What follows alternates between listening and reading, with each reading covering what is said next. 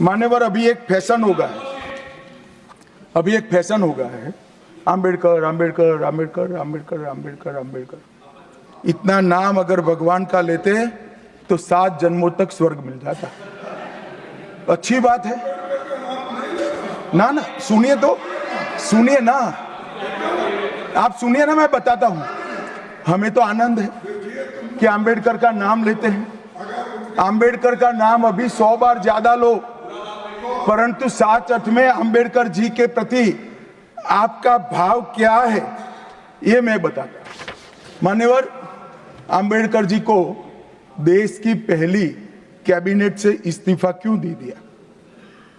आम्बेडकर जी ने कई बार कहा कि अनुसूचित जातियों और जनजातियों से हुए व्यवहार से मैं असंतुष्ट हूं, सरकार की विदेश नीति से मैं असहमत हूं और आर्टिकल 370 से मैं असहमत हूं। इसलिए वो छोड़ना चाहते थे, उनको आश्वासन दिया गया, आश्वासन पूरा नहीं हुआ, उन्होंने इग्नोरेंस के चलते इस्तीफा दे दिया। और एक श्री BC रॉय ने पत्र लिखा कि आम्बेडकर और राजा जी जैसे 2 महानुभाव मंत्रिमंडल छोड़ेंगे तो क्या होगा।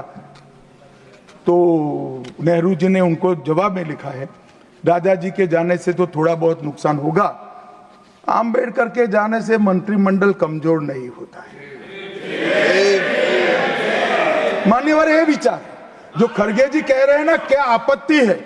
जिसका विरोध करते हो उसका वोट के लिए नाम देना है, कितना उचित है? क्योंकि अब आम्बेडकर जी को मानने वाले पर्याप्त संख्या में आ गए हैं, इसलिए आप आम्बेडकर आम्बेडकर कर रहे हो। मान्यवर, मुंबई के मेयर ने एक पत्र लिखा था कि मऊ में आम्बेडकर जी का स्मारक बनाना चाहिए। मऊ में जो आम्बेडकर जी का जन्म स्थान था, सुझाव लिखा। उन्होंने कहा आमतौर पर स्मारक निजी पहल से बनाने चाहिए, यदि सरकार किसी प्रकार की सहायता करती है तो वो उचित नहीं होगा। उनके कितने स्मारक बने साहब? कोई स्मारक आम्बेडकर जी का नहीं बना, देश भर में नहीं बना। आम्बेडकर जी के स्मारक कब बने?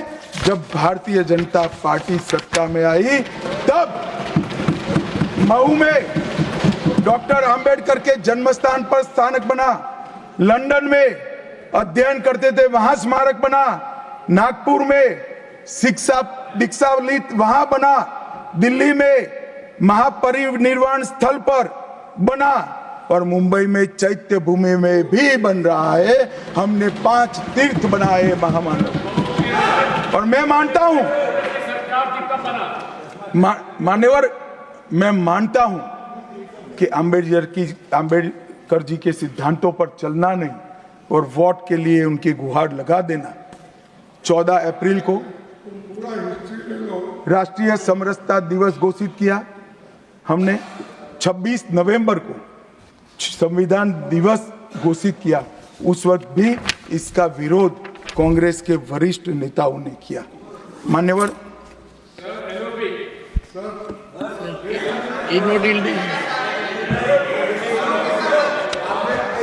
मान्यवर, 370 पर कई बार चर्चा हुई है, मैं ज्यादा कहना नहीं चाहता। सब जानते हैं कि एक टेम्पररी प्रोविजन को अनौरत संतान की तरह अपनी गोदी में 70 साल तक कांग्रेस ने खिलाने का काम किया और 370 हटाने के लिए लोहे का जिगर चाहिए। और जब देश के प्रधानमंत्री नरेंद्र मोदी जी 2019 में फिर से प्रधानमंत्री बने, एक ही झटके से इसी सदन में 370 और 35 को समाप्त। इसी सदन में कहते थे खून की नदियां बह जाएगी, खून की नदियां छोड़ो, कंकड़ चलाने की किसी की हिम्मत नहीं है, कंकड़। और मान्यवर, क्या हुआ? इसके बाद क्या हुआ? 35,000 पंचायत के सदस्य आजादी के बाद पहली बार चुनकर आए 2,11,00,000 एक वर्ष में पर्यटक आए, पत्थरबाजी शून्य हो गई, आतंकवादी घटना 92% कम हो गई, एरिया डोमिनेशन बढ़ा। 33 साल के बाद घाटी में थिएटर में रात्रि का शो चल रहा है। 34 साल के बाद ताजिया का जुलूस निकला। पहाड़ी, गुर्जर, बकरवाल और वाल्मीकि को आरक्षण मिला और घाटी के हर घर पर हर घर तिरंगा अभियान भी चला। श्रीनगर में फॉर्मूला 4 कार रेसिंग हुई, लाल चौक पर तिरंगा शान से फहरता है और दुनिया का सबसे ऊंचा रेलवे आर्च ब्रिज आज चिनाब नदी पर बन रहा है। सबसे बड़ी लंबी ट्रांसपोर्टेशन टनल फिर पंजाल में बनी और निर्यात रैंकिंग में अपना कश्मीर सभी यूटी में नंबर 1 पर निर्यात में आया। कि जब लोकसभा में, राज्यसभा में पक्ष और विपक्ष होते हैं तो हर मुद्दे पर लोगों का नजरिया अलग अलग होता है, दलों का नजरिया अलग अलग होता है, वक्ताओं का नजरिया अलग अलग होता है। मगर संसद जैसे देश के सर्वोच्च लोकतांत्रिक फोरम में जब चर्चा होती है तब इसमें एक बात कॉमन होती है कि बात तथ्य के आधार पर होनी चाहिए और बात सत्य के आधार पर होनी चाहिए। कल से कांग्रेस पार्टी ने जिस तरह से तथ्यों को तोड़ मरोड़ कर रखने का प्रयास किया है, ये अत्यंत निंदनीय है और मैं इसकी निंदा करना चाहता हूं। ये क्यों हुआ?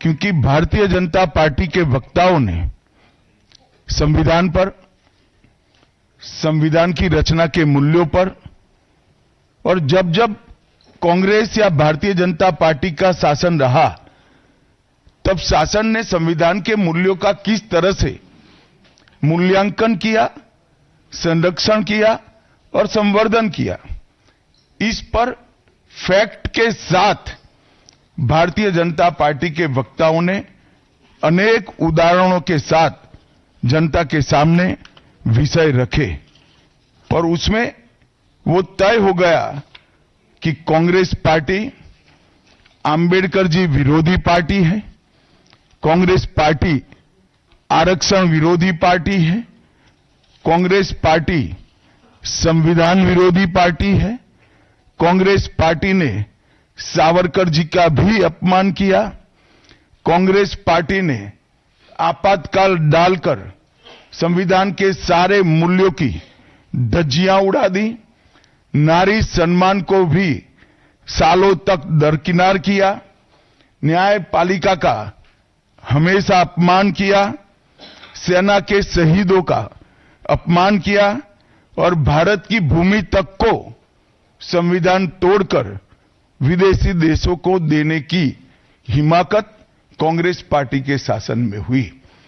जब ये पूरा सत्य उजागर हो गया तब कल से कांग्रेस पार्टी ने फिर एक बार अपनी पुरानी पद्धति को आजमाते हुए बातों को तोड़ मरोड़कर और सत्य को असत्य के कपड़े पहनाकर समाज में भ्रांति फैलाने का एक कुत्सित प्रयास किया है।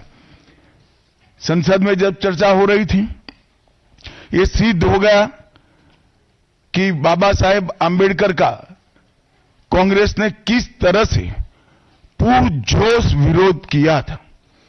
बाबा साहब के न रहने के बाद भी किस प्रकार से कांग्रेस ने बाबा साहब को हाशिए पर ढकेलने का प्रयास किया।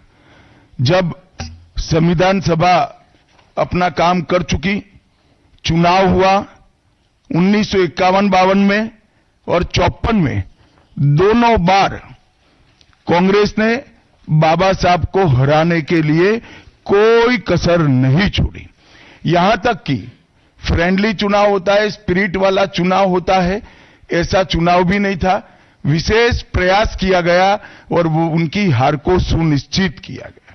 जहां तक भारत रत्न देने का सवाल है, कांग्रेस के नेताओं ने कई बार खुद ही अपने आप को भारत रत्न दिए हैं। 55 में नेहरू जी ने खुद को भारत रत्न दे दिया, 71 में इंदिरा जी ने खुद को भारत रत्न दे दिया और 1990 में बाबा साहब को भारत रत्न तब मिला जब कांग्रेस पार्टी सत्ता में नहीं रही और भारतीय जनता पार्टी के समर्थन वाली सरकार थी। 1990 तक कांग्रेस पार्टी बाबा साहब को भारत रत्न न मिले इसका बड़े जतन से प्रयास करती रही, यहां तक कि बाबा साहब की जयंती को भी 100वीं जयंती को भी मनाने का मना ही कर दिया गया।